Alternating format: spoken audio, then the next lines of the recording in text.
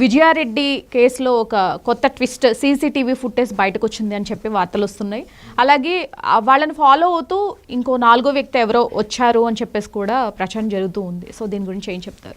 ఏదేమైనా విజయారెడ్డి గారు తీసుకున్న నిర్ణయము పిల్లలతో పాటు సూసైడ్ అటెంప్ట్ మాత్రం అది ఆ వార్త విన్న రోజు నుంచి నాకే అదొకలాగా ఏంటిది, ఎటు వెళ్తుంది, అసలు ఎంత దారుణం, ఆమెకి ఆ తల్లికి ఏం కష్టం వచ్చింది అనిపించేసింది. సో ఇప్పుడు ఇంకా ఏది చేసినా కూడా ఆవిడ తిరిగి రాదు, ఆవిడ పిల్లలు కానీ. కాకపోతే ఏదో ఎవరితోనో చెప్పుకోలేని ఒక మదన పడిపోయిందేమో ఆవిడ. బహుశా అది ఒకవేళ ఉన్న ఆవిడకి ఎవరో బ్లాక్మెయిల్ చేస్తున్నారేమో, లేదంటే తెలియకుండా ఏదైనా సమస్యలు ఇరుక్కుపోయిందేమో.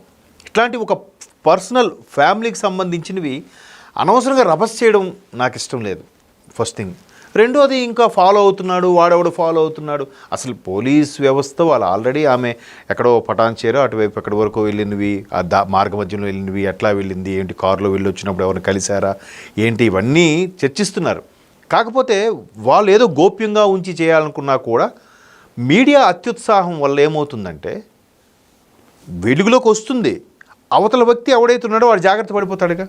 అవును, ఈ నిజంగా వాడు ఫాలో అయ్యాడు అనుకుందాం, ఆ పక్కన వీళ్ళు ఈ ప్లాట్ఫామ్ మీద ఉంటే వాడు ఆ ప్లాట్ఫామ్ మీద ఫాలో అయ్యాడు అనుకుందాం.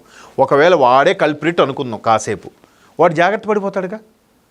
నా గురించి అమ్మో ఆల్రెడీ డౌట్ వచ్చిందిరా, సస్పెక్ట్ చేస్తున్నారు అని చెప్పి వాడు ఎక్కడికో అజ్ఞాతంలోకి వెళ్ళిపోతాడు. ఏముంది, కొన్నాళ్ళకు అందరూ మర్చిపోతారు. వీళ్ళు కూడా ఆ కాసేపు యాడ్ల కోసమో, రేటింగ్ల కోసమో, రివ్యూస్ కోసమో నానా హంగామో, అదిగో పుల్లంటే ఇదిగో తోక అనేవాడు. అక్కడ ఏమి ఉండదు, అంతా ఊహాగానేలే. ఇప్పుడు చూడండి, మేఘం ఒక్కొక్కటి గుర్రంలాగా, ఒకటి ఏనుగులాగా, ఒకటి సముద్రంలాగా రకరకాలు కనిపిస్తూ ఉంటుంది.